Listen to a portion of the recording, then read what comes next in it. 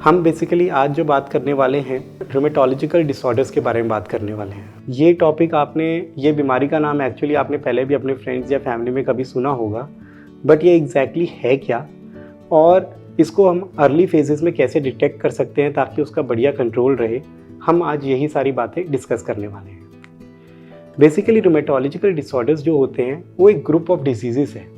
आपने most commonly एक rheumatoid arthritis का ही नाम सुना होगा क्योंकि वही हमारे सोसाइटी में सबसे ज़्यादा कॉमनली देखने को मिलती है, बट उसके अलावा और भी बहुत सारी डिजीज़ होती हैं जिसमें कि एंकाइलोजिंग स्पॉन्डिलाइटिस भी आता है, जिसमें कि हमारे सोरियाटिक आर्थराइटिस भी आता है, जिसमें और भी बहुत तरह के आर्थराइटिस आते हैं। सबसे पहले तो हमें एक ये मिसकंसेप्शन को निकालना पड़ेगा क्योंकि ये जॉइंट रिलेटेड बीमारी है तो इसको ऑर्थो पीपल ही ट्रीट करते हैं। It is not the case, क्योंकि जितनी भी रूमेटोलॉजिकल बीमारियां होती हैं वो शुरुआत तो जॉइंट से होती हैं, but it ultimately involves the entire systemic circulation. चाहे हमारी किडनीज हैं, चाहे हमारे लिवर है, चाहे हमारा हार्ट है, वो हर जगह पे अफेक्ट करती है। और हमने वो सारे science and symptoms early phases पे अगर पता लग जाए तो उसका हम कंट्रोल भी अच्छे से कर सकते हैं। तो सबसे पहले जो सोचने वाली चीज़ ये है कि इसमें हमें सबसे अर्ली फीचर्स क्या होते हैं। इन बीमारियों में जो मोस्ट कॉमन फीचर्स होते हैं वो होते हैं हमारे हाथों पैरों के जोड़ों में अकड़ाहट आ जाना, स्टिफनेस हो जाना।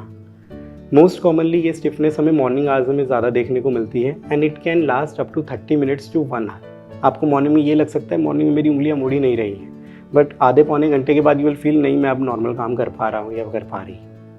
आपको जॉइंट्स में स्वेलिंग आ सकती है, आपको आँखों में जलन हो सकती है, बार बार आंखों में इन्फेक्शन होना, मुंह में छाले पड़ना या बार बार यूरिन का इन्फेक्शन होना या यूरिन वाली जगह पे भी छाले पड़ना, वो सब कुछ रूमेटोलॉजिकल डिजीज़ में हो सकते हैं। इनफैक्ट कुछ रूमेटोलॉजिकल डिजीज़ ऐसी है जो सिंगल जॉइंट भी इन्वॉल्व करती है, जो कि लार्ज जॉइंट भी हो सकता है, चाहे वो नी जॉइंट हो, चाहे हमारा एंकल जॉइंट हो, चाहे शोल्डर जॉइंट्स।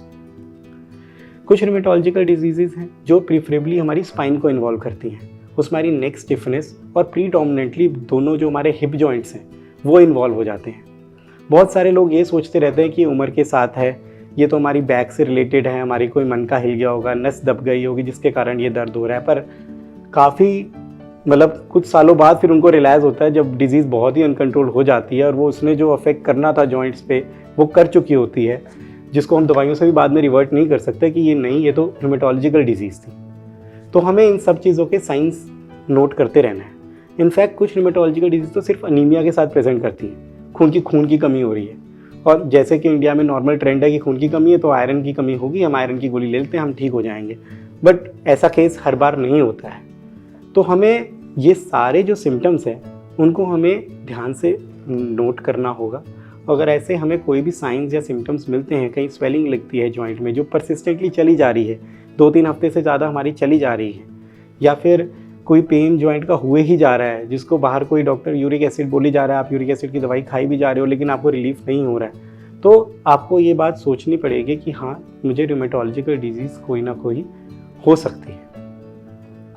उसके बाद एक बहुत कॉमन मिसकंसेप्शन ये भी है रूमेटॉइड को लेके कि जैसे बहुत सारे रूमेटॉइड के पेशेंट होते हैं जब ओल्ड एज में पहुंचते हैं तो उनको ऑस्टियोआर्थराइटिस भी सेकेंडरी बनना ही बनना है, वो तो एज रिलेटेड है, तो उसकी वजह से नीज खत्म हो जाती हैं और उनको पेन बहुत होता है कि इतना पेन कि उठना बैठना वॉशरूम तक जाना भी मुश्किल हो जाता है। सो दे आर ऑफन एडवाइज्ड कि आप TKR करवा लो, बट उनकी मिसकंसेप्शन ये होती है कि नहीं, हमें तो रूमेटॉइड भी है, हम TKR करवाएंगे तो सक्सेसफुल नहीं होगा बल्कि हम बेड रिडन हो जाएंगे। तो ऐसा नहीं है।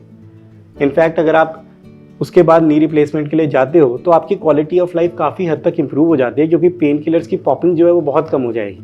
आपका वो लार्ज जॉइंट जो इन्वॉल्व है वो एक बार चेंज हो गया तो आपको कम से कम चलना फिरना शुरू हो जाएगा तो आपका वेट जो बढ़ गया है ना चलने फिरने की वजह से, जो इंटर्न आपके जॉइंट्स के ऊपर प्रेशर डाल रहा है वो कम हो जाएगा। उसकी वजह से जो शुगर BP की शिकायत होती है उसकी भी दवाइयाँ कम हो जाती है। और ऐसे बहुत सारे पेशेंट्स हैं जो हमने ट्रीट किए भी हैं और सिर्फ लाइफस्टाइल चेंजेस और इन चीज़ों के साथ, सिर्फ एक्सरसाइज के साथ ठीक भी हो जाते हैं। बट कुछ बीमारियां हैं रूमेटोलॉजिकल जिसमें लाइफ लॉन्ग दवाई भी खानी पड़ती है, बट आज की डेट में वो सारी बीमारियां दवाइयों के साथ कंट्रोलेबल है।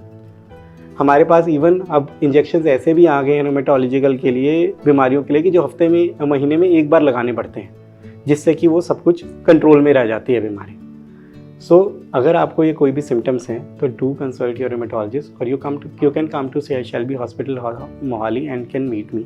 और हम इनको एट लेंथ डिस्कस कर सकते हैं। आपके सारे पुराने डॉक्यूमेंट्स भी देख सकते हैं और देख सकते हैं कि कौन सी तरह की बीमारी हो सकती है और उसमें बेस्ट पॉसिबल ट्रीटमेंट आपके लिए क्या हो सकता है।